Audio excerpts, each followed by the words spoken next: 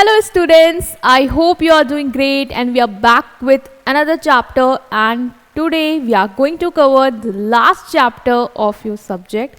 ठीक है, last chapter बचा है और लास्ट चैप्टर कौन सा है? चैप्टर 8 और बहुत ही ईजी है. इससे पहले हमने ऑटोमेशन वाला जो चैप्टर है ऑटोमेशन इन वर्क प्लेस वो हमने समझा था और आज उसका ही थोड़ा एक्सटेंडेड वर्जन मतलब वो इस चैप्टर में देखने वाला है. एक्सटेंडेड वर्जन क्यों बोला? क्योंकि ऑटोमेशन के क्या फ़ायदे हैं.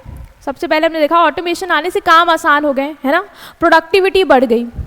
तो वही है इस चैप्टर में आपको लास्ट टू लास्ट देख के जाना है कि productivity enhancement tool and facilities क्या है. मतलब हर सेक्टर में देखो ऑटोमेशन हो रहा है ना. ऐसा नहीं है कि बस हम कहेंगे कि बिजनेस सेक्टर में आप बैंकिंग सेक्टर में जाओ, आप बैंक्स जाते हो, अब आपको क्या लगता है पहले के ज़माने के हिसाब से आज भी वहाँ काम हो रहे हैं कि या नई नई मशीन्स आ गई हैं?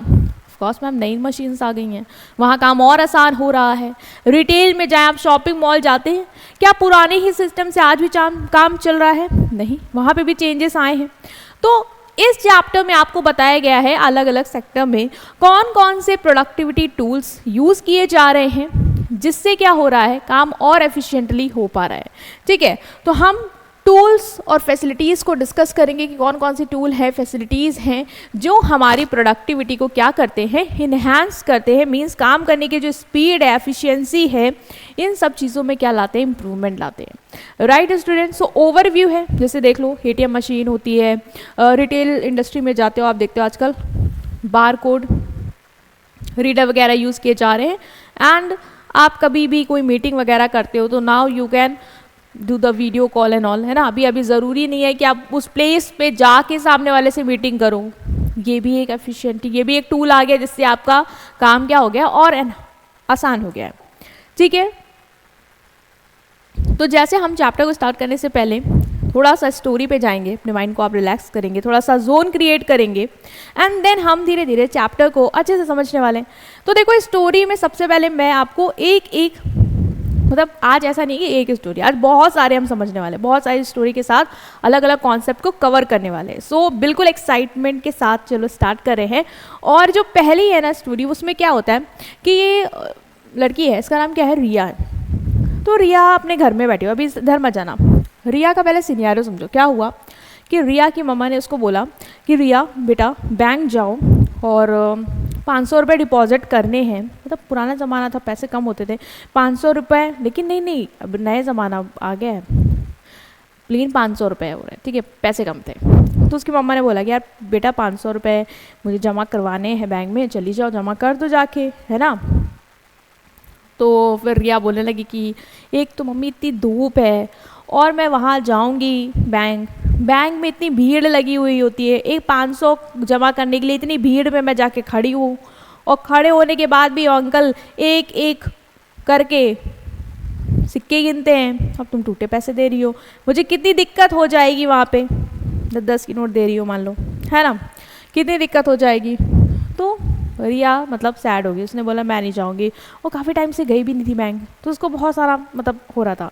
फिर क्या हुआ कि इसने जैसे जैसे अपना मूड बनाया और ये कहाँ गई, ये गई बैंक. और बैंक में जाते ही ये शॉक हो गई. मतलब जब ये बैंक में गई ना तो उसने देखा कि अरे बैंक में तो लोगों की कोई भीड़ ही नहीं है. उसने एक को देखा कि वो अपना कैश जो है वो एटीएम कोई मशीन है, कैश डिपॉजिट मशीन, उसमें जमा कर रहा है. दूसरा पर्सन जिसको विड्रॉ करना है वो दूसरी मशीन यूज़ करके उससे विड्रॉ भी कर रहा है. पासबुक प्रिंट करने की भी मशीन आ गई है. तो मतलब उसका दिमाग एकदम उड़ गया. वो देखने लगी अरे मैं तो जो सोच रही थी कितना टाइम से मैं बैंक नहीं गई हूँ, मुझे ये सब देखने को मिलेगा, बैंक में तो क्या ही गजब का चेंजेस आ गए. अब तो मुझे वेट करने की ज़रूरत नहीं है, लाइन में खड़े होने की ज़रूरत ही नहीं है, अब तो टेक्नोलॉजी की वजह से सब कुछ आसान हो गया है. तो रिया ने एकदम मतलब उसका एकदम दिल खुश हो गया और वो कहने लगी कि वाओ टेक्नोलॉजी क्या चीज़ है, सारी चीज़ें आसान हो गई, कितनी प्रोडक्टिविटी इन्हांस हो गई, ये सारे टूल्स, ये सारे इक्विपमेंट्स जो बैंक यूज़ कर रहा है वो कितना सही है. तो बेटा आपको सबसे पहले यही हम समझाएंगे कि बैंक्स में कौन से टूल और फैसिलिटीज़ यूज़ होती है. और ऐसा नहीं है कि आप इनको नहीं जानते हो, आप खुद भी जानते हो. तो ये चैप्टर बहुत स्कोरिंग है एग्जाम पॉइंट ऑफ व्यू से, क्योंकि बहुत स्कोरिंग इसलिए है क्योंकि जो चीज़ आपको पता है वही चीज़ें आपको लिखनी है. तो बैंक में कौन कौन से टूल्स या इक्विपमेंट्स वगैरह हम यूज़ करते हैं अपनी प्रोडक्टिविटी को इन्हांस करने के लिए, वर्क को और जल्दी से करने के लिए, ठीक है, जिससे कस्टमर का भी समय ना बर्बाद हो, वर्कर्स पे भी लोड ना आए, उनका भी समय ना बर्बाद हो, इसलिए बहुत सारी फैसिलिटीज़ आ गई हैं बैंक्स में जो क्या करती हैं, बैंकिंग सर्विसेज को एफिशिएंट और प्रोडक्टिव बनाती हैं। पहली क्या है, एटीएम, जो हम सब लोग यूज़ करते हैं, that is automatic teller machine. ATM customers को अलाउ करता है क्या करने के लिए कि आप पैसा आपको विड्रॉ करना है कर लो, डिपॉजिट भी कर सकते हैं और आप बैलेंस भी चेक कर सकते हैं। मतलब पहले क्या होता था, अगर आपको बैलेंस पता करना है, कैश डिपॉजिट करना है या विड्रॉ करना है, तो आपको लाइन में खड़ा होना पड़ता था और तब चीज़ें होती थी। बट नाउ इट इज़ क्या है, आप एटीएम जाओ, आप 24/7 खुला हुआ है वो, किसी भी बैंक एम्प्लॉय की ज़रूरत नहीं है। जब आपको लग रहा है, जैसे आपकी सैलरी मान लो रात में आई है और आपको पैसे डिपॉजिट रात में करने हैं, अब आपको ज़रूरत नहीं कि बैंक का वेट करो, कल की कल ओपन होगा तो कल जाएंगे, आप आज कर सकते हैं उसको। तो ये सब मशीन्स वगैरह क्या हो रही हैं, बैंक यूज़ कर रही है अपनी प्रोडक्टिविटी को इन्हांस करने के लिए। समय बचता है, चाहे वो कस्टमर का हो, उसको लाइन में नहीं खड़ा होना, और बैंक स्टाफ का, उसका काउंटर वर्क क्या हो गया, लेस हो गया। बैंक जो है वो बहुत सारे लोग को एफिशिएंटली सर्व कर सकते हैं, इवन आउटसाइड वर्किंग आवर्स। मतलब बैंक के लिए भी आसान है, आप वर्किंग आवर्स में आइए, वर्किंग आवर्स के बाद आइए, we are ready to serve you, है ना। जैसे वही है कि आपको 500 रुपये इनको जमा करने थे तो लाइन में खड़ा होना, अब आप एटीएम की मशीन जो भी आपके घर के आसपास, मतलब बैंक भी जाने की ज़रूरत नहीं है, आसपास के एरिया में भी जहाँ पे एटीएम मशीन है आप वहाँ जाके कैश को विड्रॉ कर सकते हो। सो ये कौन सा फैसिलिटी है जो बैंक यूज़ कर रहा है प्रोडक्टिविटी को एनहांस करने के लिए। और क्या क्या बैंक में यूज़ हो रही हैं, next is passbook printing kiosk. ये क्या है, कियोस्क मतलब छोटी machines, smaller machine, helping machine जो आपको मदद करती है चीज़ों को आसान करने के लिए। तो पासबुक प्रिंटिंग की मशीन्स आ गई हैं, मतलब अब आपको प्रिंट करवाने के लिए बैंक एम्प्लॉय के पास जाने की ज़रूरत नहीं कि वो आपकी पासबुक प्रिंट करके देगा, आप लाइन में खड़े रहोगे, नहीं, मशीन में गए आप, आपने अपनी पासबुक डाली, वो खुद प्रिंट करके आपको क्या कर देगा, चीज़ दे देगा, तो आपको लाइन में खड़े होने की ज़रूरत नहीं है। इससे क्या हुआ, आपका समय बचा, स्टाफ का भी समय बचा, उसका भी लोड कम हुआ और रिकॉर्ड इंस्टेंटली आपका अपडेट हो गया। तो एफिशिएंसी प्रोडक्टिविटी क्या हो गई, इस टूल से इंक्रीज हो गई। Next is cash and cheque deposit machine. आप देखते हो आजकल बैंक में क्या है, कैश और चेक डिपॉजिट मशीन्स आ गई हैं। मतलब आपको कैश डिपॉजिट करना है या चेक डिपॉजिट करना है तो आप मशीन्स के थ्रू कर सकते हैं। पहले एटीएम से विड्रॉ वाला ऑप्शन था, अभी क्या है, कैश डिपॉजिट वाला भी ऑप्शन है। आपको इससे पैसे भी डिपॉजिट करने तो भी आप आराम से कर सकते हो मशीन को यूज़ करके, है ना। इससे भी आपका समय बचेगा, और मान लो कभी बैंक बंद है और आपको पैसे डिपॉजिट करने हैं तब भी आप इन मशीन को यूज़ करके कर सकते हैं। तो समय भी बचेगा, आपको जब भी करना हो, दिन हो, रात हो, आधी रात हो, आप जाके कर सकते हैं, ठीक है। एरर फ्री डिपॉजिट, मतलब हो सकता है कि एम्प्लॉय काउंट करने में गलती भी कर दे, बट बैंक तो नहीं करेगा, सॉरी मशीन तो नहीं करेगी। तो ये सारी चीज़ें क्या हो गई, आसान हो गई इस मशीन के थ्रू भी। एसएमएस अलर्ट, और कौन से प्रोडक्टिव टूल बैंक यूज़ कर रहा है, एसएमएस अलर्ट। आप देखते होंगे कि आप कोई भी ट्रांजैक्शन करते हो आपके तुरंत एसएमएस आता है ना, कोई भी यूपीआई वगैरह भी करते हो तो तुरंत एसएमएस आ जाता है कि नहीं आ जाता कि इतना पैसा विड्रॉ हुआ है, इतना पैसा क्रेडिट हुआ है। तो इससे भी क्या हुआ, आपको छोटी मोटी इंक्वायरी करने के लिए बैंक के पास जाने की ज़रूरत नहीं है, इन्फॉर्मेशन आपको खुद मिल जाएगी आपके मोबाइल फ़ोन पे। तो ये भी एक आपको फैसिलिटी मिल रही है जिससे आप प्रोडक्टिविटी इंक्रीज हुई। अब आपको समय बर्बाद करने की ज़रूरत नहीं है, और बैंक एम्प्लॉय को भी काउंटर में कस्टमर को डील करने की ज़रूरत नहीं है छोटी मोटी इंक्वायरी के लिए। ये सब चीज़ें और आसान हो गई हैं। SMS alerts are automatic text message जो बैंक आपको भेज देता है, कोई भी एक्टिविटीज़ आपके अकाउंट से रिलेटेड हो रही होती है उससे रिगार्डिंग कि क्या विड्रॉल हुआ, कितना डिपॉजिट हुआ, या बैलेंस आपका कितना है ना, आपको अपडेट मिल जाएगी इंस्टेंटली।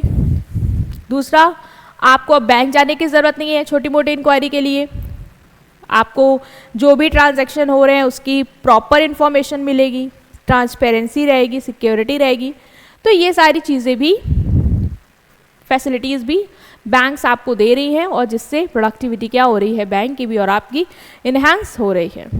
अब हमारे नेक्स्ट स्टोरी पे, बैंक का याद रखना 4 है आपकी बुक में, ATM, cash deposit machine, SMS alert और one more, passbook printing machine, ठीक है। नेक्स्ट हम आ रहे हैं कि बैंक सेक्टर के अलावा बेटा आप कहाँ पे जाते हो जहाँ पे आपको लगता है कि वर्कर की मशीन्स की वजह आने से प्रोडक्टिविटी इनहेंस हो गई या आपका भी समय बच रहा है, आपकी भी एफिशिएंसी इंक्रीज हो गई है, तो आप मोस्टली और कहाँ जाते हो, आप रिटेल आउटलेट्स पे जाते हो, सामान वगैरह खरीदने जाते हो, राशन वगैरह खरीदने जाते हो, घर या फिर अपने कपड़े वगैरह खरीदने जाते हो।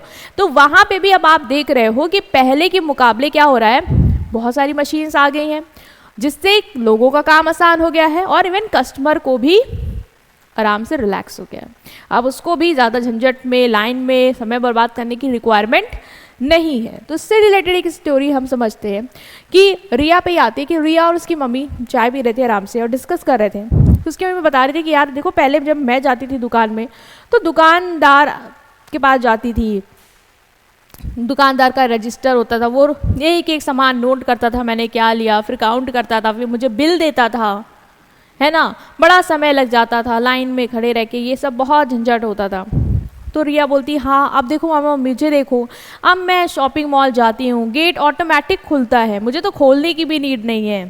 और इवन जब स्टोर पे जाते हैं तो वहाँ पे जहाँ पे बिलिंग काउंटर होता है वहाँ पे ऑटोमेटिक बारकोड से स्कैन होके सारी लिस्ट बन जाती है और प्राइस आ जाता है और मैं पे कर देता हूँ ऑनलाइन और आराम से मुझे सामान जो है वो मिल जाती है।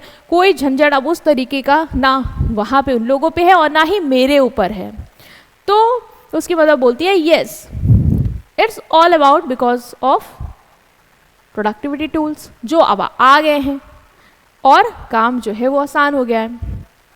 तो इस सेक्टर में भी हम समझेंगे बेटा कि कौन कौन से टूल्स और फैसिलिटीज़ हैं जो रिटेल इंडस्ट्री यूज़ कर रही है अपनी प्रोडक्टिविटी को इन्हांस करने के लिए और कस्टमर की प्रोडक्टिविटी को भी इम्प्रूव करने के लिए। तो पहले हम डिस्कस करेंगे कि बारकोड स्कैनर क्या है। आप आजकल जब शॉपिंग मॉल जाते हो तो क्या कोई एम्प्लॉय या जो भी वहाँ पे काउंटर में, क्या वो रजिस्टर में लिखता है क्या कि आपने इतने का ये खरीदा, इतने का ये खरीदा, फिर वो बिल बना के लिख के आपको पकड़ाता है? ऐसा नहीं होता ना। आपने देखा होगा कि वो बारकोड ऐसा होता है ना, वो स्कैन करते एक प्रोडक्ट को रखते हैं, स्कैन करते रखते रखते और सिस्टम में ऑटोमेटिकली वो यूनिट क्या होती है लिख के आ जाती है और बिल में प्रिंट होके आपको टोटल प्राइस वो बता देते हैं, है ना। तो बारकोड स्कैनर टेक्नोलॉजी अब यूज़ होने लग गई है। जो ब्लैक एंड वाइट लाइंस वगैरह जो होती है ना, आप देखते हो कि प्रोडक्ट मैसेज से लाइन बनी रहती है, उसको क्या करती है, उसको स्कैन करती है, ठीक है, और आपको उसको जब वो स्कैन करती है तो तुरंत उसको प्राइस और सारी डिटेल्स मिल जाती है और फिर वो सिस्टम रिकॉर्ड करके बिल फाइनल बना के आपको दे देता है। इससे क्या हुआ, बिलिंग फास्ट हो गई, अब लिखने की ज़रूरत नहीं है, एक एक चीज़ को ऑटोमेटिक सब चल रहा है। टाइपिंग एरर की कोई रिक्वायरमेंट नहीं कि आप टाइप कर रहे हो कि अच्छा ये है नहीं, बारकोड ने स्कैन कर दिया, अभी उसने फेच कर लिया कि ये प्रोडक्ट क्या है, प्राइस क्या है और इन्फॉर्मेशन आ गई उसके पास। आपका समय सेव हो रहा है ऑफ कोर्स और आपका काम आसान हो गया है। जैसे सुपरमार्केट में जब आप जाते हो तो अब वहाँ के जो एम्प्लॉय हैं वो प्रोडक्ट को टाइप नहीं करते हैं कि ये प्रोडक्ट खरीदा है, इसका प्राइस ये है वो है, बारकोड से सीधा क्या करते हैं, स्कैन करते हैं और प्राइस स्क्रीन पे उनके अपीयर हो जाता है, उन्हें तुरंत पता चल जाता है अच्छा प्रोडक्ट का ये प्राइस है और फिर फर्दर सिस्टम से बिलिंग वगैरह हो जाती है। तो ये tool facility retail industry use करी है जिसकी वजह से क्या हो रहा है, आपका और उनका काम आसान हो गया है। Next is point of sale machine है। पॉइंट ऑफ सेल मशीन क्या होती है, ये आपने कभी देखा होगा जब आप बिलिंग काउंटर में जाते हो तो जब जैसे आपको कार्ड पेमेंट करनी है तो उनके पास मशीन होती है जिससे वो कार्ड स्वाइप करवाते हैं और उस मशीन से फिर पूरा बिल भी निकल के आता है, मतलब वो बिल भी प्रिंट करती है कि आपने क्या क्या खरीदा और उसका क्या प्राइस बना और फिर आप उसको कार्ड स्वाइप करके पे भी कर देते हो, मतलब पेमेंट भी हो जाती है और आपको बिल भी मिल जाता है। तो ये क्या है, ये पॉइंट ऑफ सेल मशीन है which is use for billing and payment at retail counter. मतलब जो रिटेल काउंटर पे जाते हो तो वहाँ पे कार्ड स्वाइप करके आप पेमेंट भी कर देते हो और वो मशीन आपको बिल भी दे देती है। तो ये मशीन दो काम कर रही है, बिलिंग का भी और पेमेंट का भी। सेल्स भी रिकॉर्ड करती है और रिसिप्ट भी आपको देती है और कस्टमर के कार्ड से डायरेक्ट मनी ट्रांसफ़र कर देती है बिजनेस या जहाँ से भी आप शॉपिंग कर रहे हो उसके अकाउंट में। सो इससे भी आपका काम क्या हो गया, आसान हो गया। आप कोई मैनुअल वर्क की ज़रूरत नहीं है कि आप बिल बनाओ, ठीक है, और पेमेंट लो, काउंट करो और रखो, ऐसा नहीं है। कार्ड के थ्रू ऑटोमेटिकली चीज़ें अपने आप हो जाएंगी, ठीक है। सेल्स रिकॉर्ड भी आ जाएगा क्योंकि वो मशीन कैश तो ले रही है, मनी तो ट्रांसफर कर रही है कस्टमर के अकाउंट से बिजनेस के अकाउंट में, इवन वो सेल बिल भी बना के दे रही है आपको, तो सेल्स रिकॉर्ड भी हो जाएगा कि कितना क्या बिका है। कैशलेस ट्रांजैक्शन है, जैसे कि आप कभी ग्रॉसरी के लिए पे करते हो अपने कार्ड को यूज़ करके, तो ये जो स्मॉल मशीन होती है वो आपको रिसिप्ट भी दे देती है और आपका कैश भी वो ट्रांसफ़र कर देती है आपके अकाउंट से दूसरे अकाउंट में, right. So point of sale machine ने भी आपका काम क्या कर दिया है, आसान कर दिया है इन रिटेल इंडस्ट्री। नेक्स्ट जो ये टूल यूज़ कर रहे हैं that is card swipe machine. Card swipe machine, जैसे कि आपको डेबिट कार्ड और क्रेडिट कार्ड से पेमेंट करना होता है, तो अभी आपको कैश लेके जाने की ज़रूरत नहीं है, आप कार्ड लेके गए, उसने कार्ड स्वाइप किया, पेमेंट ऑटोमेटिकली एक अकाउंट से दूसरे अकाउंट में क्या हो गया, ट्रांसफर हो गया। इससे आपका समय भी बचा क्योंकि जल्दी हो रहा है काम, कैश हैंडल करने की ज़रूरत नहीं है, वो रिस्क वगैरह लेने की ज़रूरत नहीं है आपको, ठीक है। डिजिटल पेमेंट हो रही है जो कि सेफ एंड सिक्योर है। जैसे रेस्टोरेंट स्टोर वगैरह जाते हो आप, ऑफकोर्स कैश नहीं लेके गए हो तो कार्ड वगैरह है तो आप उसको स्वाइप करके वहाँ पे आराम से ईजिली जल्दी से पेमेंट कर देते हो। तो रिटेल इंडस्ट्री के हमने ये सारे देखे कि कौन कौन से फैसिलिटी वो यूज़ कर रहे हैं काम आसान करने के लिए। बारकोड स्कैनर, और भी आप अपने आप से लिख सकते हो, point of sale machine, card swipe machine. Next हम आ रहे हैं नेक्स्ट स्टोरी पे, ठीक है।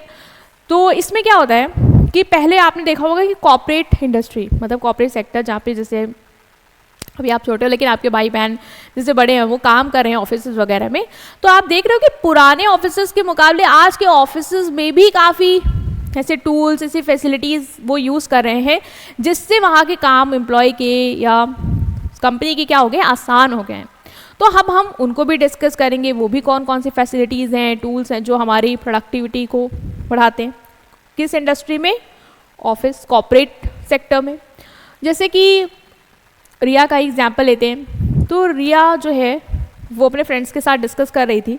कुछ ऐसे फ्रेंड्स थे जो बहुत ओल्ड थे उससे, तो भाई उनके टाइम पे ये सब फैसिलिटी नहीं थी जो आज रिया एक्सप्लोर कर रही है। तो उनका आपस में ऐसे डिस्कशन चल रहा था, तो रिया के जो फ्रेंड्स हैं वो उसको बताने लगे कि यार पहले तो मतलब हम लोग जब जाते थे ऑफिस तो बाकायदा एक रजिस्टर रखा रहता था ना काउंटर पे, हमें वहाँ पे अपनी एंट्री करनी होती है, हमें वहाँ पे अपनी अटेंडेंस वगैरह लगाते थे, फिर जाते थे और जितना भी सिस्टम में काम होता था ना वो सारा काम जो ऑफिस का था हम लोग पेपर वर्क करते थे, है ना। एक एक चीज़ हमें नोट करनी पड़ती थी, बहुत समय लगता था, बहुत मेहनत की हमने अपने टाइम पे। और कॉफ़ी वगैरह भी खुद बनाने होती थी, ऐसा नहीं था कि कोई और बना के देगा या कोई मशीन आ जाएगी। तो रिया बोलने लगी यार मैं इस केस में बहुत ही ब्लेस्ड हूँ, अभी तुम देखो ना कितना टेक्नोलॉजी इम्प्रूव हो गया, कितनी अच्छी अच्छी टेक्नोलॉजी आ गई है। मुझे तो क्या कहते हैं ऐसा कोई रजिस्टर नहीं देखने को मिलता मेरे ऑफिस में, मेरे हाथ तो बस बायोमेट्रिक है, चाहे वो फेस स्कैनिंग का हो या थंबप्रिंट हो, हम वो करते हैं, हमारी अटेंडेंस मार्क हो जाती है। इवन जब मैं बहुत ज़्यादा थक जाती हूँ तो मुझे खुद कॉफ़ी बनाने की रिक्वायरमेंट नहीं है, मेरे ऑफिस में ना कॉफ़ी वेंडिंग मशीन लगी हुई है, वो बना देती है, हमें बस इंस्ट्रक्शन देने होते हैं।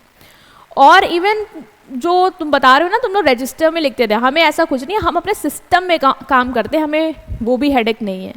तो फिर रिया को लगा कि yes she is very blessed कि अब इतना आसान हो गया है इन फैसिलिटीज़ के थ्रू कॉर्पोरेट सेक्टर में काम कर पाना। तो अब हम जैसे वो ये देख लो, ये पूरा वैसे ही लिखा हुआ है कि ऑफिस जाती है वो बता रही है कि मतलब स्मार्ट हो गया, देखो मशीन से वो कॉफ़ी निकाल रही है, बायोमेट्रिक अटेंडेंस हो रही है, अभी कोई पीपीटी वगैरह भी है ना तो एलईडी पैनल बोर्ड यूज़ करके सब चीज़ें चल रही हैं, इंटरैक्टिव कम्युनिकेशन हो रहा है इन लोगों के बीच में जो कि पहले पॉसिबल नहीं था, है ना। तो ये सब कब हो पाया, जब कॉर्पोरेट सेक्टर में या कॉर्पोरेट इंडस्ट्री में बहुत सारे टूल्स और फैसिलिटी हमें मिले। तो अब हम डिस्कस करेंगे कि कॉर्पोरेट ऑफिस में कौन कौन से टूल और फैसिलिटीज़ हैं जो हमारी प्रोडक्टिविटी को क्या करते हैं, इन्हांस करते हैं, ठीक है। तो आपको भी पता है कि ऑफिसेज भी मॉडर्न मशीन्स टूल यूज़ कर रही है, ऐसा नहीं कि वो पुराने ज़माने के हिसाब से काम कर रही है, भाई उसको भी तो अपना काम एफिशिएंट करना है, उसको भी तो अपना समय बचाना है, उसको भी तो वर्कर्स को फालतू के कामों में न लगा के ऐसे कामों में लगाना है जहाँ पे उसका स्किल यूज़ हो, है ना। तो वहाँ पे क्या हो रहा है, अभी एक सिस्टम आया डेट इज़ बायोमेट्रिक सिस्टम। अभी क्या मतलब बहुत सालों से चल रहा है बायोमेट्रिक सिस्टम, मतलब कि अभी जो अटेंडेंस वगैरह होती है वो बायोमेट्रिक होती है, वहाँ कोई रजिस्टर नहीं है कि कोई एक पर्सन बैठा हुआ है वो अटेंडेंस लिख रहा है सबकी, कौन कितने बजे आया कौन कितने बजे गया, नहीं, बायोमेट्रिक।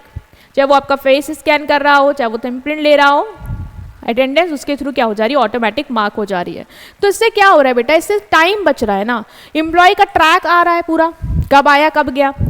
बहुत सारे लोग पहले फेक अटेंडेंस लगा देते थे, आप एब्सेंट भी हो तब भी कोई रजिस्टर में आपके नाम पे पैसा लेके लगा देता था कि प्रेजेंट हो। अभी बायोमेट्रिक है ना, जब तक वो आपका चेहरा नहीं देखेगा तब तक कुछ नहीं होने वाला। तो फिर वो सब चीज़ें हम नहीं हो पा रही हैं। डिसिप्लिन है, लोगों को पता है कि बायोमेट्रिक है, हमें टाइम से जाना पड़ेगा वरना हमारा लेट अटेंडेंस लग जाएगा। आपके स्कूल में भी होगा तो आप देखते होंगे कि टीचर्स वगैरह बायोमेट्रिक यूज़ करते हैं अपने अटेंडेंस लगाने के लिए, है ना, और मतलब बिल्कुल अलर्ट रहते हैं, 1 मिनट भी लेट नहीं होते, क्योंकि उन्हें पता है लेट हुआ तो फिर एब्सेंट लग जाएगी और आने का भी कोई फ़ायदा नहीं फिर तो, है ना। तो ये सब यूज़ हो रहा है कॉर्पोरेट सेक्टर में। दूसरा और क्या, बहुत सारे, देखो कॉर्पोरेट सेक्टर में तो बहुत सारे एग्जाम्पल है आपके बुक में। फोटोकॉपी मशीन, फोटोकॉपी मशीन क्या, पहले रिया के दोस्त बता रहे कि अगर यार कोई भी डॉक्यूमेंट अगर दूसरा चाहिए होता ना उसकी कॉपी, हम लोग खुद लिख के बनाते थे। रिया कहती है अरे बड़ा समय बर्बाद होता होगा फिर तो। बोले हाँ, बोली आज हमारे यहाँ फोटोकॉपी मशीन है, हमें नहीं लिखने की ज़रूरत है दोबारा से वही सारी चीज़ें। फोटोकॉपी मशीन में पेपर डालो, फोटोकॉपी निकल के आ जाती है, जितनी कॉपीज़ बनानी है बना लो, जिसको देनी है दे सकते हैं, अभी इतना लोड नहीं है हमारे ऊपर। तो देखो ये आ गया है, समय बच रहा है आपका, आपको दोबारा से लिखने की ज़रूरत नहीं है ना। मल्टीपल कॉपीज़ निकाल सकते हो, जिस भी मीटिंग में जा रहे हो वहाँ लेके चले जाओ। खुद नहीं लिखना है तो मैनुअल एफर्ट कम हो गया और एफिशिएंसी बढ़ गई, जल्दी काम हो रहा है। अब एलईडी प्रोजेक्टर भी टूल यूज़ कर रहे हैं कॉर्पोरेट सेक्टर। एलईडी प्रोजेक्टर मतलब क्या, ये तो आप देखते हो आपकी क्लास में भी होता होगा ना, प्रेजेंटेशन वगैरह डिस्प्ले की जाती है एलईडी प्रोजेक्टर पे। और इंटरेक्टिव डिस्कशन हो गया, पहले तो बोरिंग होता था, लोग आते थे रिपोर्ट लिख के पेपर में पढ़ते थे, सुनाते थे एंड ऑल। अभी पीपीटी चल रहा है, विजुअल चल रहा है, लोग आराम से सुन रहे हैं, देख रहे हैं और इंटरेक्टिव वे में इंटरेक्ट हो रहा है। तो ये भी कब पॉसिबल हो पाया, जब ये सारी फैसिलिटीज़ और टूल्स हमें देखने को मिले। Clear effective presentation, group discussion अच्छे से चल रहा है, किसी को ट्रेनिंग देनी है तो हम वीडियो दिखा सकते हैं उसको, हमारा समय बच रहा है, हमें ज़्यादा मेहनत नहीं करनी है और चीज़ें ऑटोमेटिकली हो जा रही हैं। और कौन से टूल यूज़ करते हैं ये लोग, स्कैनर, आप भी स्कैनर यूज़ करते होगे। कॉपी वॉपी के जैसे कोई बोलता नहीं कि हमें पीडीएफ दे दो या भेज दो ग्रुप में, तो आप क्या करते हो, पीडीएफ स्कैनर लेते हो, एक एक पेज स्कैन करते हो, पूरी पीडीएफ बनाते हो, ग्रुप में शेयर कर लेते हो। वैसे ऑफिस में भी कोई डॉक्यूमेंट्स हैं, पेपर्स हैं, उनको स्कैन करके वो एक जगह से दूसरी जगह ऑनलाइन ट्रांसफ़र कर सकते हैं। तो ये भी एक फैसिलिटी उनको मिल रही है। इससे आपका इंपॉर्टेंट फाइल, मतलब पेपर देने की ज़रूरत नहीं है, वो फाइल आप स्कैन करके सेंड कर सकते हो, है ना। तो ये है, ईजिली शेयर कर सकते हो ईमेल के थ्रू, समय भी बच रहा है और उस बार बार फाइल वाइल को रख के स्टोरेज रिक्वायरमेंट नहीं, ऑनलाइन वो स्टोर है आपका। सो ये भी हमें एक फ़ायदा देखने को मिल रहा है। आपको किसी लेटर की साइन कॉपी भेजने की, फिजिकल कॉपी भेजने की ज़रूरत नहीं है। ऑफिस में लेटर वेटर भेजे जाते हैं ना, तो आपको उसको फिजिकल फॉर्म में भेजने की ज़रूरत नहीं है। आपने फ़ोटो खींची, आपने उसको स्कैन किया और आपने सेंड कर दिया, that's also possible. Laptop, laptop basically क्या, लैपटॉप तो आप देखते हो कि कॉर्पोरेट सेक्टर में यूज़ होते हैं। एम्प्लॉयज़ को जैसे अगर कहीं से भी काम करना है, घर से करना है, ऑफिस से करना है, ट्रैवल कर रहा है तब करना है, तो आराम से वो इस पोर्टेबल डिवाइस को कहीं भी ले जा सकता है और यूज़ कर सकता है, अपना काम कर सकता है। फ्लेक्सिबिलिटी भी बढ़ रही है, समय भी आपका बच रहा है कि आपको ऐसा नहीं कि ऑफिस में आके ही काम करना पड़ेगा। You have the laptop, you have the office access, आप घर से काम कर सकते हैं। तो ये एफिशिएंसी भी मिल गई एम्प्लॉय को और ऑफिसेस को भी कि मेरा एम्प्लॉय कहीं पे भी है, हम उससे कनेक्ट कर सकते हैं, ठीक है। ऑफिस के बाहर आप काम कर सकते हैं और एफिशिएंटली इस लैपटॉप में जितनी भी डेटा हो, प्रेजेंटेशन हो, है ना, रिपोर्ट, ये सब सेव कर सकते हो। स्मार्टफोन, स्मार्टफोन ऑफ कोर्स हर एम्प्लॉय के पास स्मार्टफोन होता है ना, तो स्मार्टफोन में वो सारी चीज़ें स्टोर कर सकता है। मतलब ये एक फ़ोन नहीं है, फ़ोन से ज़्यादा है, सिर्फ इट्स अ मिनी कंप्यूटर, एक छोटा मोटा कंप्यूटर ही कह लो, ये आपके हाथ में होता है। जब आपको किसी से भी बात करनी है, कम्युनिकेट करना है, तो आप इसको ईजिली यूज़ कर सकते हो। एम्प्लॉय को हेल्प करता है कि वो कॉल के थ्रू कनेक्ट हो जाए, फ़ोन है आपके पास, आप एक एम्प्लॉय से दूसरे एम्प्लॉय से, ऑफिस से फ़ोन के थ्रू क्या हो सकते हो, कनेक्ट हो सकते हो। कहीं भी मीटिंग करनी है, डॉक्यूमेंट शेयर करना है, तो आप इजीली इससे कर सकते हो। इससे आपकी प्रोडक्टिविटी और फ्लेक्सिबिलिटी इंक्रीज होती है, ठीक है। तो ये भी स्मार्टफोन्स वगैरह, ये भी एक टूल है जो ये यूज़ हो रहा है कॉर्पोरेट सेक्टर में और प्रोडक्टिविटी इन्हांस हो रही है। वीडियो कॉन्फ्रेंसिंग मोबाइल फ़ोन के थ्रू, लैपटॉप के थ्रू, आपका मान लो एक एम्प्लॉय है दूसरी जगह पे है, आपको उससे मीटिंग करनी है, वीडियो कॉल पे आप कर सकते हो। ये पहले नहीं पॉसिबल था कि आप फेस टू फेस इंटरेक्शन कर रहा था तो आपको जाना पड़ता था लोकेशन पे, बट अभी वीडियो कॉल के थ्रू वो पॉसिबल है। आप वीडियो कॉल के थ्रू क्या कर सकते हो उससे, वो कहीं पे भी हो, आप कहीं पे भी हो, आप इंटरेक्ट कर सकते हैं, आप कनेक्ट कर सकते हैं, फेस टू फेस उससे बात कर सकते हैं। ग्लोबली एम्प्लॉयज़ है, आपको जैसे अभी तो थोड़ा मोटा डिस्टेंस हो कवर भी हो जाए, लेकिन मान लो कंट्री अलग है एम्प्लॉय की, तो फिर कैसे कनेक्ट करेंगे? वीडियो कॉन्फ्रेंसिंग के थ्रू हम उसको मीटिंग में ला सकते हैं और समय और क्या कर सकते हैं, इंटरेक्ट कर सकते हैं, कोई भी पीपीटी वगैरह डिस्कस कर सकते हैं फेस टू फेस, है ना। वीडियो कॉल पे समय भी बच रहा है, हमें मीटिंग करने के लिए बाहर नहीं जाने की ज़रूरत है। जैसे आपको कोई इंटरव्यू वगैरह लेना है, मान लो कोई बाहर है पर्सन उसका, तो आप ऑनलाइन ले सकते हो इंटरव्यू। आपको मीटिंग इंटरव्यू को कंडक्ट कराने की मतलब फिजिकल प्लेस पे ज़रूरत ही नहीं है, वो ऑनलाइन हो रहा। आप देखते भी हो कंपनियां ऑनलाइन इंटरव्यू लेती भी है। तो ये सब कैसे पॉसिबल है, ये सब टूल कैसे पॉसिबल है? ये सब टूल कॉर्पोरेट सेक्टर यूज़ कर रहा है अपनी प्रोडक्टिविटी को एनहांस करने के लिए, अपना समय बचाने के लिए, अपनी कॉस्ट बचाने के लिए। तो ये सारे टूल्स आपको याद होने चाहिए, एक एक करके सारे टूल्स याद रखना दिमाग में। इंटरकॉम क्या होता है मैम? जब फ़ोन है हम एम्प्लॉय से कनेक्ट कर सकते हैं, तो इंटरकॉम की क्या ज़रूरत है आपस में कनेक्ट करने के लिए ऑर्गेनाइजेशन के अंदर? देखो, इंटरकॉम बेसिकली क्या होता है, कम्युनिकेशन डिवाइस होती है जो ऑफिस बिल्डिंग के अंदर, जैसे तुम्हें किसी से बात करनी इंस्टेंटली तो तुम कर सकते हो। जैसे एग्जाम्पल देती हूँ, आप कभी किसी होटल जाते हो ना, तो वहाँ पे क्या होता है, देखा होगा टेलीफोन वगैरह रखा रहता है ना। टेलीफोन और इंटरकॉम में भी डिफरेंस है।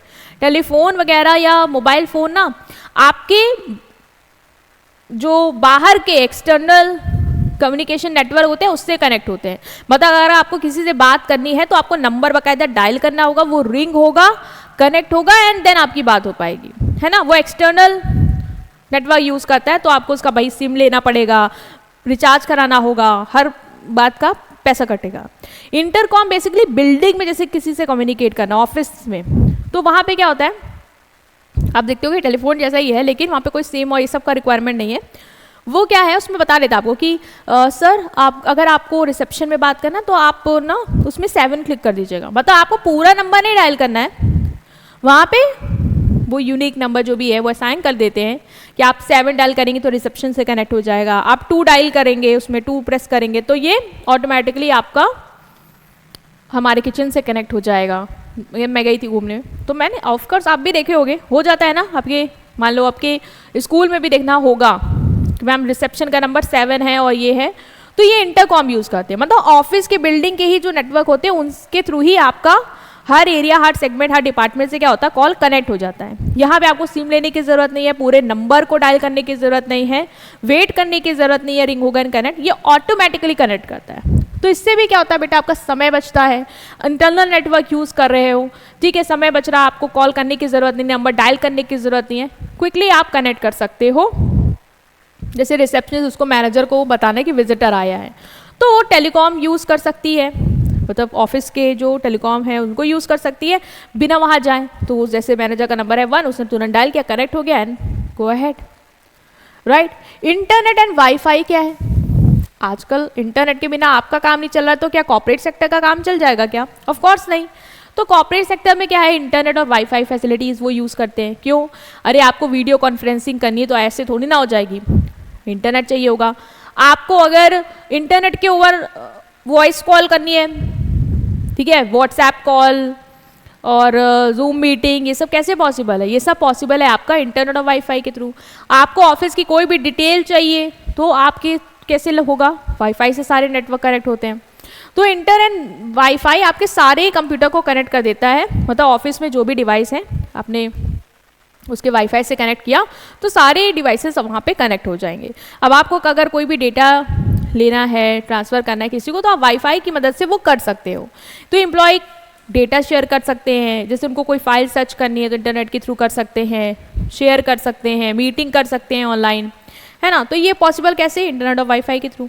और कौन से टूल यूज़ कर रहे हैं कॉर्पोरेट सेक्टर अपनी एफिशिएंसी को इम्प्रूव करने के लिए, that is VoIP, voice over internet protocol. ये क्या होता है वॉइस ओवर इंटरनेट प्रोटोकॉल? मतलब क्या, मतलब जैसे आपको बात करनी है तो या तो आप टेलीफोन मतलब मोबाइल फ़ोन से कर सकते हो, लेकिन उसमें क्या है पैसा कटेगा और रिचार्ज वगैरह होना चाहिए। लेकिन वॉइस ओवर इंटरनेट प्रोटोकॉल मतलब इंटरनेट कनेक्शन है ना आपके ऑर्गेनाइजेशन में, वाईफाई वगैरह है ना, उसके थ्रू कनेक्ट होकर आप क्या कर सकते हो, किसी से भी बात वगैरह कर सकते हो। तो VoIP ऑलवेज अलाउ करता है पीपल को कि वो वॉइस कॉल इंटरनेट की मदद से करें instead of regular phone line. इससे आपका पैसा बचेगा क्योंकि आप इंटरनेट के थ्रू कॉल कर पा रहे हो ना, तो पैसा रिचार्ज वगैरह थोड़ी ना अब उसमें है। और जैसे कि इंटरनेशनल कॉल वगैरह करनी है तो वहाँ तो और पैसा कटता है, तो आप इंटरनेट के थ्रू कनेक्ट करके बातचीत कर सकते हो। जैसे Skype, Microsoft team, offices use करते हैं एम्प्लॉय को कॉल करने के लिए जो अलग अलग कंट्री में है बिना एक्स्ट्रा कॉस्ट पे करें। तो ये लोग यूज़ कर रहे हैं अपनी प्रोडक्टिविटी को एनहांस करने के लिए और काम को आसान बनाने के लिए। तो इनके काफ़ी हैं जो हमने पढ़े हैं, तो हो सकता है एग्जाम में इससे ज़्यादा आ जाए। तो बहुत ईजी है कि बायोमेट्रिक सिस्टम यूज़ हो रहा है ना, photocopy machine, LED projector, scanner, laptop, smartphones, video conferencing use कर रहे हैं आप, इंटरकॉम, इंटरनेट, वाईफाई, VoIP। तो ये सारे चीज़ें भी कॉर्पोरेट सेक्टर में ये सारे टूल्स फैसिलिटीज़ यूज़ की जा रही हैं प्रोडक्टिविटी को इन्हांस करने के लिए। मतलब ऑटोमेशन, डिजिटल ऑटोमेशन का जो यूज़ है कि आप मशीन्स वगैरह यूज़ कर रहे हैं, स्मार्ट टेक्नोलॉजी यूज़ कर रहे हैं अपने काम को आसान बनाने के लिए। तो वो हमने बैंकिंग सेक्टर में देखा, कॉर्पोरेट सेक्टर में देखा और रिटेल इंडस्ट्री में देखी। अब हम आएंगे अपना एयरपोर्ट में। बेटा आप और भी सेक्टर में देखोगे, हॉस्पिटल्स वगैरह में भी है, ऐसा नहीं है, बट आपके बुक में जो सिलेबस में है वो इन 4 में ही है। जैसे एयरपोर्ट वगैरह आप जाते हो तो वहाँ पे भी सिस्टम क्या हो गया, बिल्कुल मॉडर्न हो गया। वहाँ पे भी काम को क्या कर दिया गया है, मशीन्स वगैरह यूज़ करके आसान कर दिया गया है, फैसिलिटी यूज़ करके आसान हो गया है। जैसे जब आप एयरपोर्ट पे जाते थे तो पहले क्या होता था कि आपको लाइन में खड़ा होना पड़ता था, आपकी बारी आती थी, फिर जो काउंटर में बैठा होता था वो आपको चेक इन करवाता था, ठीक है, आपकी डिटेल वगैरह एंटर करके। अब क्या हुआ है कि मशीन वगैरह लग गई हैं वहाँ पे। अब आपको जैसे अपने आप को चेक इन कराना तो खुद करवा सकते हो। तो स्टोरीज पे आते हैं, जैसे रिया थी तो रिया को लग रहा था कि यार मुझे एयरपोर्ट जाना है, एक एक्साइटमेंट थी कि वो पहली बार एयरपोर्ट जा रही है, और दूसरा उसको लग रहा था यार भीड़ कम हो वरना मेरी फ्लाइट मिस हो जाएगी। बट जैसे वो एयरपोर्ट जाती है ना, वो देखती है एयरपोर्ट का नक्शा बदल गया है, तब उसको जो सुनाई दे रहा था वैसा तो नहीं है, लाइन वगैरह नहीं लगानी पड़ रही है, सेल्फ चेक इन का ऑप्शन है, मशीन लगी हुई है, आपने अपना PNR नंबर डाला और आप खुद चेक इन हो गया, आपको बोर्डिंग पास मिल गया। फिर वो देख रही है कि अब मुझे लाइन में लग के अपने बैग को चेक करवाने की भी ज़रूरत नहीं है, वहाँ पे उसके लिए भी ऑटोमेटिक मशीन लगी हुई है, कन्वेयर बेल्ट लगे, वो ऑटोमेटिकली बैग को क्या कर रहा है, बैगेज चेक कर रहा है, ठीक है। तो उसको लगा अब तो ये भी काम आसान हो गया, अभी यहाँ पे भी खड़े होने की ज़रूरत नहीं है। प्लस वो देख रही है वहाँ पे बहुत सारे लोग जो वाईफाई नेटवर्क जहाँ पे फ़ोन चार्ज कर सकते हैं, ये सब मशीन वगैरह भी लगी हुई, लोग वहाँ पे अपना काम आराम से कर रहे हैं और बोर्डिंग बहुत ही स्मूथ हो गई। उसको लगा कि यार अब झंझट नहीं है, आराम से हम चीज़ें कर सकते हैं। तो इसी से चैप्टर में आपका है कि कौन कौन से टूल और फैसिलिटी एयरपोर्ट यूज़ कर रहे हैं अपने काम को आसान बनाने के लिए और कस्टमर की भी चीज़ों को आसान करने के लिए। First is self check in kiosk, मतलब सेल्फ चेक इन मशीन लग गई हैं छोटी छोटी, कि अब आपको चेक इन करवाने के लिए काउंटर में जाने की ज़रूरत नहीं है, भीड़ में लगने की ज़रूरत नहीं है, आप खुद चेक इन कर सकते हैं। कैसे? और सेल्फ चेक इन मशीन होती क्या है, टच स्क्रीन मशीन होती है। एयरपोर्ट में आप देखोगे टच स्क्रीन मशीन वगैरह लगी रहती है, वो पैसेंजर को अलाउ करती है कि आप खुद ही अपने आप से क्या कर लो, चेक कर लो। मतलब आपको काउंटर में जाने की ज़रूरत नहीं है कि लाइन में खड़े हो, काउंटर में अपनी बारी का इंतज़ार कर रहे हो, वहाँ का एम्प्लॉय फिर वो नंबर लेगा, डिटेल लेगा एंड देन आपको बोर्डिंग पास इशू करेगा चेक इन करने के बाद। अब आप खुद से कर सकते हो। इससे क्या हुआ, आपका समय बचा, आपको लाइन में खड़े होने की ज़रूरत नहीं है। दूसरा, वर्क लोड स्टाफ के ऊपर नहीं आ रहा है, क्राउड कम हो गई। अब जैसे जो लोग मशीन नहीं यूज़ कर पा रहे हैं उनको वो टैकल करेंगे, और जो लोग मशीन यूज़ कर ले रहे हैं उनके लिए तो बेटर है, वो वाला क्राउड उन तक नहीं आएगा, ठीक है। बोर्डिंग पास आपको तुरंत मिल जाता है, तो अब आपको बड़ी लंबी लाइन में खड़े होने की ज़रूरत नहीं है, इस मशीन ने आपका काम कर दिया है आसान, ठीक है। और कौन कौन से टूल्स यूज़ कर रहे हैं एयरपोर्ट वाले? Cute, that is common use terminal equipment. Common use terminal equipment क्या होता है? पहले क्या होता था, पहले होता ये था ना कि जैसे आपको, ये देखो इमेज देखो, जैसे आपको कोई भी, जैसे आप किसी भी एयरलाइन में हो, है ना, एयरपोर्ट गए आप, जैसे इंडिगो एयरलाइन में हो, और आपको अपना क्या कराना है बेटा, चेक इन करवाना है, ठीक है। सेल्फ चेक इन नहीं कर रहे हो आप, मशीन के थ्रू नहीं कर रहे हो आप, यहाँ पे चेक इन करवाने गए हो काउंटर में, है ना। तो काउंटर में अलग अलग काउंटर होते थे हर एयरलाइन के, लाइक इंडिगो वाला अपना कर रहा है, ठीक है, और एयर इंडिया वाला का काउंटर अलग है, स्पाइस जेट का अलग है। तो अभी आपको जिसमें करवाना है आपको उसके काउंटर में जाना पड़ेगा ना, और अपना चेक इन वगैरह करवाना पड़ेगा। तो क्या होता था कि कभी कभी जैसे एक एयरलाइन की फ्लाइट ज़्यादा आ रही है, ठीक है, 2 टाइम पे एक ही आ रही है, या ऐसा कुछ हो रहा है, तो उसके काउंटर में बहुत ज़्यादा भीड़ आ जाती थी और बाकी काउंटर सब खाली पड़े रहते थे। तो फिर बाद में एयरपोर्ट को ये जो प्रॉब्लम रियलाइज़ हुई, तो उन्होंने क्या किया, उन्होंने कॉमन यूज टर्मिनल इक्विपमेंट या वर्क स्टेशन बना दिए। यहाँ पे ये होता है कि अब ऐसा नहीं है कि इंडिगो वाले एयरलाइन का डेटा जो कस्टमर का फेच करना है वो उसी काउंटर में होगा, नहीं, अभी कॉमन वर्क स्टेशन है, कॉमन काउंटर है, कॉमन सिस्टम है। आप किसी भी एयरलाइन के कस्टमर हो, आप वहाँ जाओगे, वहाँ का जो एम्प्लॉय बैठा होगा वो आपकी डिटेल लेगा, लॉगिन करेगा और आपको इन्फॉर्मेशन देके आपका चेक इन वगैरह करवा देगा, बोर्डिंग पास इशू कर देगा, है ना। तो हर काउंटर में जिसमें भी आपको लगे भीड़ कम है तो आप वहाँ जाके अपना काम करा सकते हो, क्योंकि सारे सिस्टम क्या है, कॉमन यूज़ कर रहे हैं, ठीक है। तो common use terminal work station ने भी काम आसान बना दिया। डिफरेंट एयरलाइंस, CUT अलाउ करता है अलग अलग एयरलाइन को कि वो सेम कंप्यूटर में अपनी इन्फॉर्मेशन शेयर कर दे एट द एयरपोर्ट। इससे आपका टाइम बच रहा है, एयरलाइन का भी कॉस्ट और स्पेस बच रहा है, लोगों की भीड़ नहीं हो रही है हर काउंटर में, क्योंकि आप सारे काउंटर सबको एक्सेस कर सकते हैं। तो आपको जिस भी काउंटर में जाना है, भीड़ कम है, आप जाइए और अपना चेक इन वगैरह करवाइए। एयरपोर्ट के ऑपरेशन और फास्ट हो गए इसकी वजह से। Help staff from any airline use any counter और गेट ईजी। आप चाहे किसी भी एयरलाइन के हो, आप कोई भी काउंटर आराम से यूज कर सकते हो लॉगिन वगैरह करके। If one airline counter is busy, staff और another airline can use the same terminal for check in using their login. जैसे मान लो कोई एक एयरलाइन काउंटर बिजी है, और तो जो स्टाफ है किसी दूसरे एयरलाइन का, वो सेम टर्मिनल को यूज़ कर सकता है चेक इन के लिए, मतलब वो काउंटर को यूज़ कर सकता है, जो काउंटर जिससे कोई खाली है, तो काउंटर में जाके अपना आईडी पासवर्ड डाल के लॉगिन करेगा, और जो भी कस्टमर होंगे चाहे वो जिसके भी हों उनको इन्फॉर्मेशन दे देगा। बेसिकली आजकल जो एयरलाइन वगैरह है वो एजेंसी या सर्विसेज हायर कर लेती हैं, उनको पूरा टेंडर दे देती है कि आपको क्या है, मतलब से एयरलाइन वाले ने अपनी लॉगिन आईडी दे दी, इनको स्पाइस जेट ने दे दी, इंडिगो ने दे दी, सब लोगों ने दे दी, तो आपके पास पूरी एक्सेस रहेगी। आपके पास कोई भी कस्टमर आए, आप उसकी डिटेल लोगे और चेक करोगे, मतलब बहुत सारे ऑप्शन आएंगे आपके स्क्रीन में, ये किस में जाना है, इंडिगो को आए तो इंडिगो में क्लिक किया, ठीक है, तो सारे कस्टमर की डिटेल आ गई। अब आपने उसको सर्च किया कि इनका PNR वगैरह क्या है, आपने उसकी डिटेल को वेरीफाई किया और आपने उनको बोर्डिंग पास दे दिया, ठीक है। तो ये आप पॉसिबल हो पाया है, अदरवाइज पहले आपको हर अलग अलग काउंटर होते थे, और जिस भी एयरलाइन में है आपका टिकट, आपको उस एयरलाइन के काउंटर में जाके भीड़ लगानी पड़ती थी और चीज़ें होती थी। बट अब कॉमन है, कॉमन चेक इन है, इनके पास सबका एक्सेस है, ये देखो दिख रहा है ना, कॉमन है, इनके पास सबका एक्सेस है। अब इनको जिसका भी इंफॉर्मेशन निकालना है निकाल के आपका चेक इन कर देंगे, आपका समय नहीं खराब होगा और ना ही इनका। Next is automated backdrop. Automated backdrop क्या है? ये ऑटोमेटेड सिस्टम है।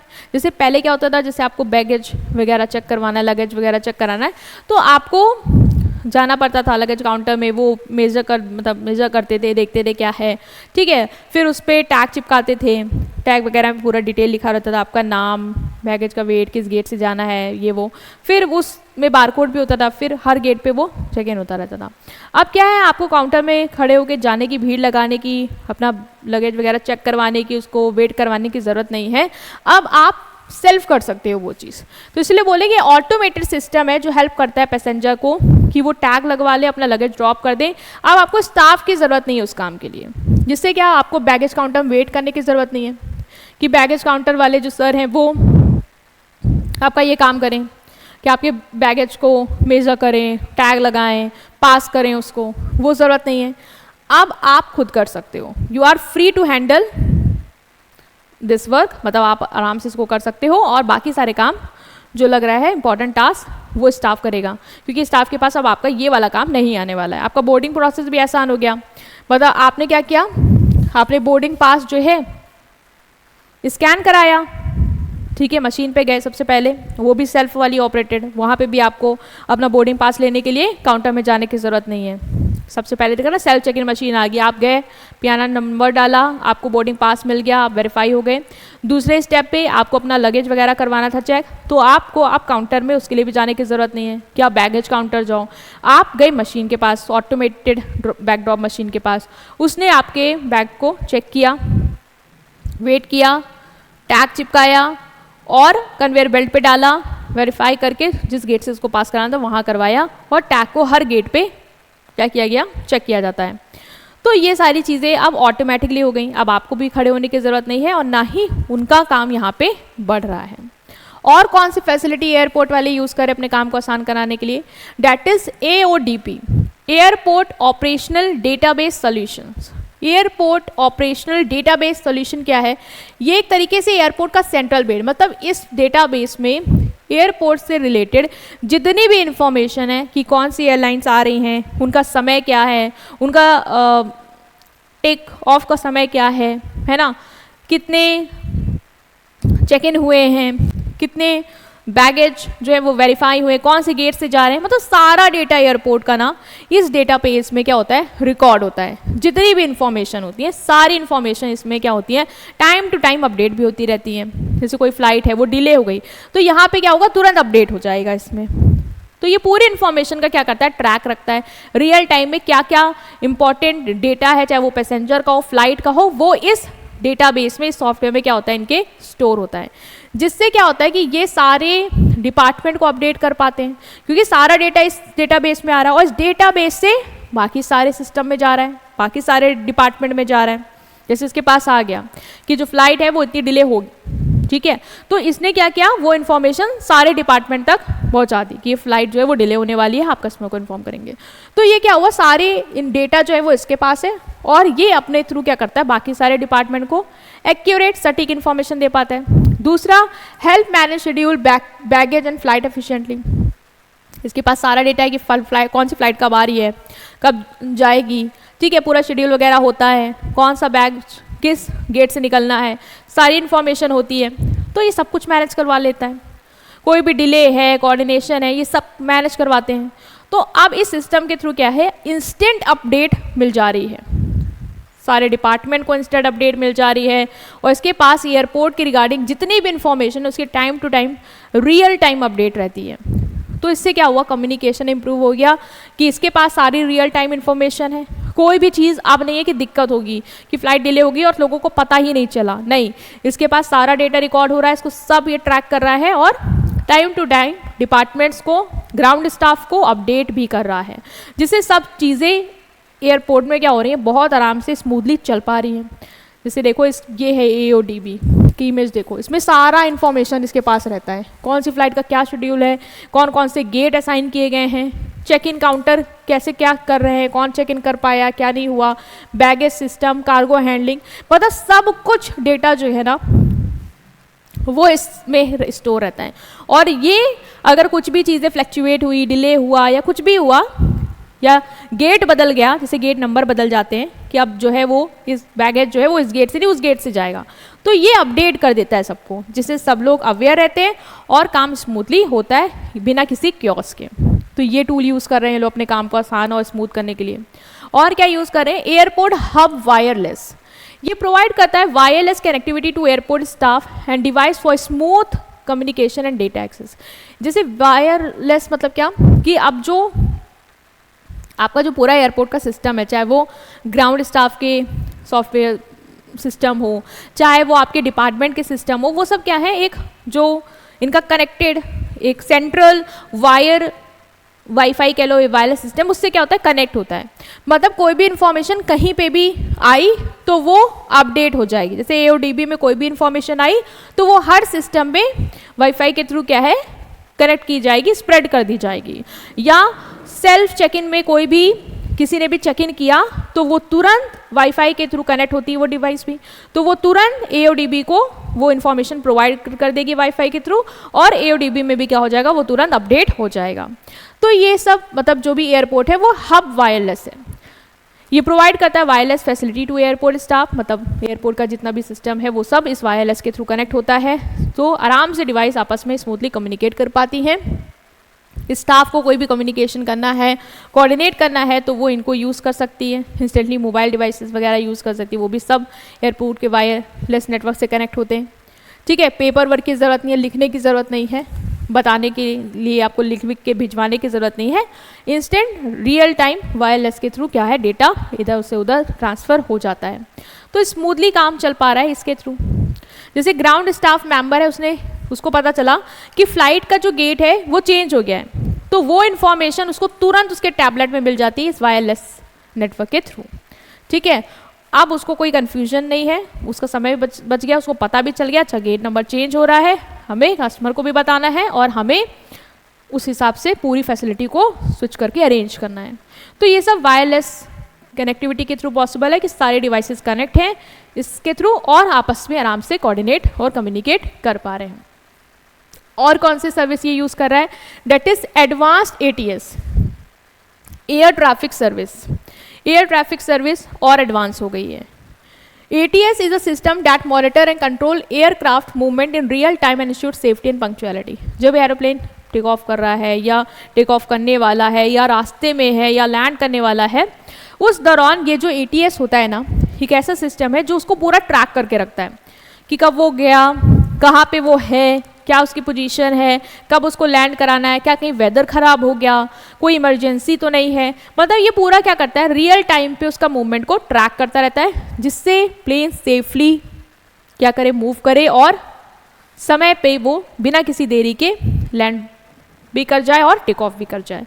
जैसे पहले क्या होता था कि पहले इतनी फैसिलिटी नहीं थी कि सैटेलाइट के थ्रू या ATS रेडार के थ्रू एयर प्लेन वगैरह कनेक्टेड होते थे, वहाँ पे जैसे रेडियो के थ्रू कनेक्ट है हर लोकेशन में दूसरे, जैसे दिल्ली के, जब दिल्ली पे हैं तो जो जैसे टेक ऑफ कर लिया, ठीक है, तो एरोप्लेन जो है वो दिल्ली के रेडियो नेटवर्क से कनेक्टेड है, फिर जैसे आगरा गया तो उसको वहाँ के रेडियो नेटवर्क से कनेक्ट करना पड़ता था, तो और जैसे अगर कनेक्टिविटी लॉस्ट हो जाती थी तो हमें पता नहीं चलता था कि एरोप्लेन कहाँ पे है ना, हम प्रेडिक्ट करते थे कि इतना समय हो रहा, अब इसको इस जगह पहुँच जाना चाहिए, और हमें ये भी नहीं पता होता था कि कौन सा कब हम टेक ऑफ कराएं, क्योंकि हमें हर एयरप्लेन की पोजीशन नहीं समझ में आ रही है, तो हम लोग एक एस्टिमेट लेके चलते थे कि 15 मिनट या 10 मिनट के डिले से एक एक को हम टेक ऑफ करवाएंगे, जिससे एक्सीडेंट के चांसेस कम हो जाएंगे। तो मतलब पूरा एस्टिमेशन और गेस वर्क पे कहीं ना कहीं चीज़ें चला करती थी, है ना। कोई इमरजेंसी भी हो जाती थी, नेटवर्क नहीं रहता था, तो हम नहीं बता पाते थे उसको कि आप उस जगह पे मत जाओ, वहाँ पे वेदर ख़राब है या कुछ भी है, तो वहाँ पे वो सारे डिमेरिट्स थे। फिर टेक्नोलॉजी आई और एडवांस टेक्नोलॉजी आ गई कि अब एरोप्लेन को हम ट्रैक कर सकते हैं, हमारे पास सिस्टम में उसकी लोकेशन अपडेट होती रहती है कि वो कहाँ पे है, कितने एल्टीट्यूड पे है, कब लैंड करने वाला है, वेदर कंडीशन कहीं ख़राब है तो हम उसको बता सकते हैं।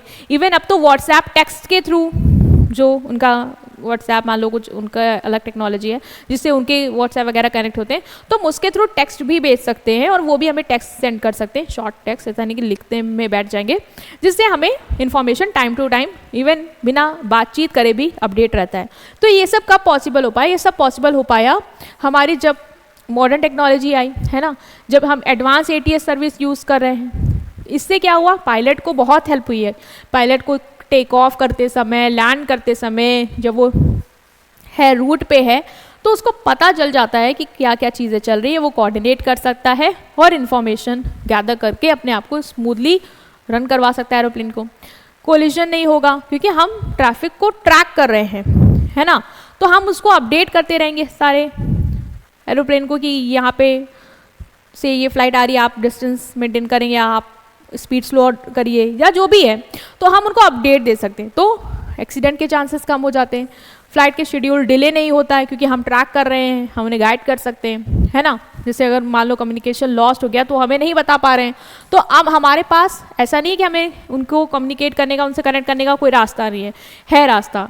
तो ये सारी टेक्नोलॉजी की मदद से एरोप्लेन का ये जो ट्रैफिक सर्विस है ना वो और आसान हो गई है जैसे रडार और डिजिटल सिस्टम हम यूज़ करते हैं हम हर फ्लाइट को ट्रैक करने के लिए, जिससे हम ये एश्योर कर पाएँ कि पायलट सेफली लैंड कर जाएं और टेक ऑफ भी सेफ हो और फ्लाइट के दौरान भी चीज़ें अच्छे से जाएं। तो ये सारे टेक्नोलॉजी या ये सारी फैसिलिटी कौन यूज़ कर रहा है? ये यूज़ कर रहा है आपका एयरपोर्ट अपने काम को और आसान करने के लिए। तो जिसमें हमने सेल्फ चेक इन देखा, क्यूट देखा, automated backdrop, AODB, airport hub wireless and advance ATS की सर्विसेज को अंडरस्टैंड किया।